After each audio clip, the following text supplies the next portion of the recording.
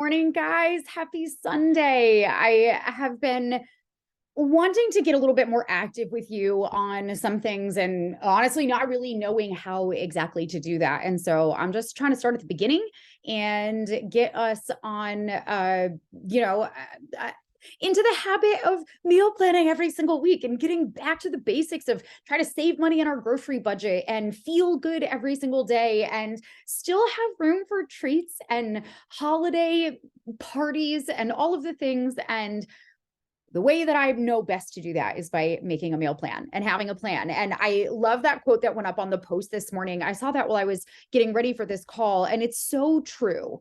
A plan is nothing.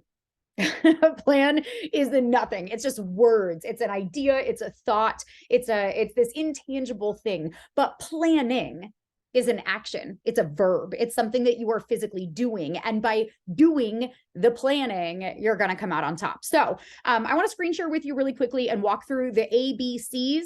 I don't know why I just did 1, 2, 3, but the idea of the ABCs of meal planning is to help you realize like how simple this can be. And I'm going to walk you through my process that I don't even believe, I know because I do it in my real life, is going to save you money in your grocery budget. It's going to save you sanity and time in your day. And it's also going to help you eat better most of the time, because there's always room for growth. So let's go ahead and do a screen share here. And that's not what I want to show you. This is, all right, welcome to our meal planning session. We're going to make this simple and short. The goal is to be in and out in 15 minutes and less, and we're going to make this really simple, okay? ABC, let's talk about the A. The A stands for already have. What do you already have? I start every single meal planning session with a list of the food that I already have. It's very simple and free. You literally only need a piece of pen and paper, or a piece of paper and a pen. It doesn't have to be pretty at all, but literally just take the pen and paper and walk through your house. What do you already have? That's stuff that you don't have to spend money on. So you are literally saving money and being super efficient by getting into your cupboards, your fridge, your freezer, your pantry. I don't know where else you might store food, but wherever there's food in your house, take a peek. And don't just surface level peek. Like, this is a really good chance to actually get a grip on what's in the back of your freezer, what's like pushed back into the cupboards, something that needs to be used or has been sitting around forever. And this is also actually a really cool opportunity to take notes of things that you have kicking around that you don't really know how to use. I had a jar of mole sauce, for example, that I bought somewhere down south like 8 months ago because it looked good and I like literally don't know how to use it. So it's good to take note and stock of those things so you have sort of this like inventory of what's available to you. But also because it helps you start using some things that have kind of been kicking around or would be kicking around for another year if we didn't know they were there. So if you're doing this live, now would be a great opportunity to pause the video and grab a pen and a paper and go make a list of everything you already have. I'm talking in all the drawers, in all the cupboards, in the freezer, in the back, everywhere that you have food. Write it down. And if you are an Enneagram 3 or like a type A person like me, or you're doing portion fix and following the containers, I order my list here. I don't know if you can, let me make this big for a second. Can I make myself big for a second? Oh yeah. Okay. Do you see how it's kind of organized by food group? Right. So like when I'm writing things down, I write all my proteins together, all my veggies together, all my carbs together.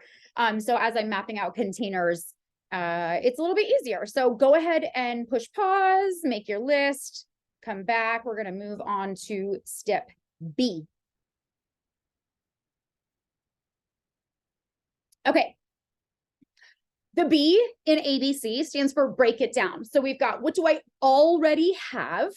And once you've got your list, you have the opportunity then to break it down and make yourself a plan. I am a huge fan of pen and paper again. So I literally will take a piece of pen and paper next to my list of all of my foods, and I'll write Monday, Tuesday, Wednesday, Thursday, Friday down the side. Now, here's what I'm planning right now. I should have been clear about this in the beginning, but we're planning our dinners. And the reason we're going to plan our dinners is to save time in a couple of different ways, because I don't know about you, maybe you can relate to this, but we always have leftovers. Almost always have leftovers when we cook meals, and those leftovers can really easily be used for a quick and healthy lunch, right? Because if you got a healthy dinner and there's leftovers, you've automatically got a healthy lunch. So you're kind of killing two birds with one stone. But you can also take those ingredients and recreate them into something yummy. So for example, if one night you have like chicken and rice and veggies for dinner on your plate, the next day you could take the chicken and veggies and pop, maybe a little bit of cheddar cheese and something in there and wrap it up into a wrap for lunch, right? So not only are you saving time and money, but you're helping yourself eat healthier by just planning your dinners right now. So I literally map out the days of the week and plan 5 dinners. This is a key factor. Number one, because it saves you from having to do 7, right? I think less is more. And if you can, we should work smarter, not harder. So plan 5. The reason that 5 is good too is because it gives you some ability to have a leftover night, which in a busy, normal human being schedule is really important. Isn't it so nice to have one night a week where you're like, I'm not cooking dinner? Like, fend for yourself. Obviously, if you have toddlers, that's not an option, but you can do a leftover night where you go through and use up the rest of the food that you have already cooked. We as Americans throw so much food in the trash, and you will see your grocery budget go down like crazy by utilizing one leftover night a week. Another good factor for having 5 meals a week is that it gives you a little bit of play, to have some freedom, to go out to dinner, to have a date night, to meet a friend, at a steakhouse and grab an appetizer, to go to a holiday party or a family Christmas and eat whatever the heck you want. So plan for 5 dinners. I know this one shows the whole week, but I would map out the 5. That being said, when you're doing this, when you are doing step B, which is break it down, I want you to also remember body. Okay. BODI, body. This is our platform. If you haven't already downloaded the app to your phone, like literally go get it. It's right there. It's free. And when you open it up, you have the ability to, let me get to the main menu, use this search bar at the top, and you can literally search anything. Now, remember in the step A, when we wrote down what we already had, and I said, don't forget to note the things that you don't use very much or that are sitting in there that you're like, what the heck is this? I need to get rid of this. I found hearts of palm in the back of my cupboard a couple of months ago. And I was like, where did this come from? What is it? I literally don't know what it is. I wrote it on my list. I searched it in Beachbody or in Body, and check it out. There are 12 recipes with hearts of palm, and one of them is a vegan crab cake. Like, are you kidding me? Crab cakes? Vegan doesn't matter to me or not, but like, what? I have something in my cupboard already that I could make crab cakes with that's going to save me $18 from going to buy crab meat. So it was kind of cool. It's a great resource. Body. Don't ever hesitate to, while you are meal planning, search one of the foods that you have. Search chicken, search broccoli, search corn, search soup, search dessert. You can literally find anything inside of there. There are so many incredible recipes. And so I love using this because it sort of solidifies the idea that we can eat really yummy food. Like, I was making my meal plan for the week on an earlier call today, and I found a pasta alla carbonara, like the traditional version of carbonara with Romano pecorino cheese and egg and bacon. And it's in Body. I found it because I searched pasta. And they use bacon, but I was like, we have venison sausage that my nephew just gave us and it's fresh. I'm going to use that. And boom, venison sausage pasta alla carbonara for a Monday night dinner. And it's going to take 10 minutes to make. Like, just remember that Body is an incredible resource. So as you are breaking it down, don't hesitate to side by side, use your phone and Google, or not Google, search in Body what you have available to you, and don't hesitate to come up with a new recipe. I think it's always so important to remember that variety is the spice to life, and that you never know what you're going to like or what's going to be a new family favorite unless you try it.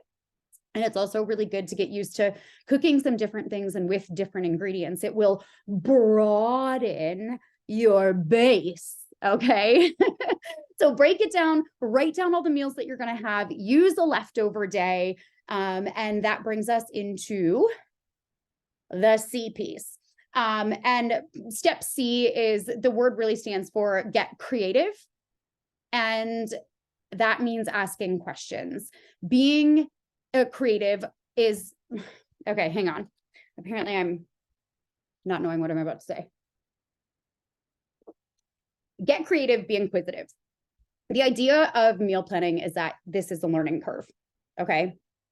This is a learning curve, and you and I both know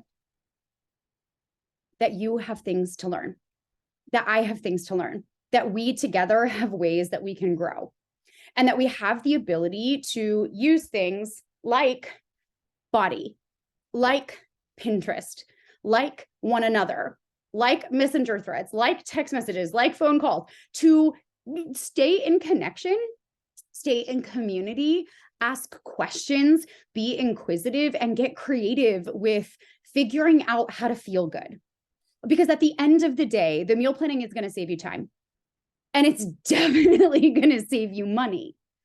But when you are planning, the action part of planning, when you're actually putting your words into play, when you're doing what you said you want to do, it's going to get you feeling absolutely incredible.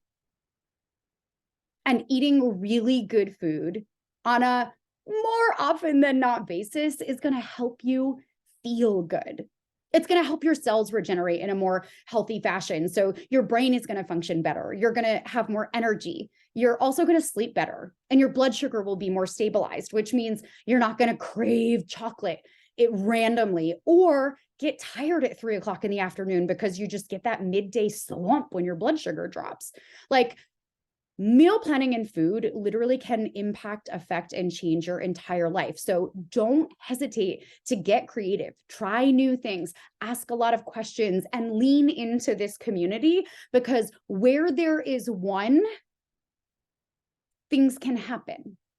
Where there is many, miracles can happen. And we literally have the ability to change a lot of aspects of our life by something as simple as meal planning, with a step that's steps that are as easy as ABC. Okay, so I hope this was helpful to you. I will share a copy of my meal plan when it's completely finished for the day. And if you have any questions, let me know. I'm going to plan to do this same call, same time next week. So if you want to hop on live and throw some ideas around, that would be awesome. Love you guys a ton, and hope you're having a lovely weekend.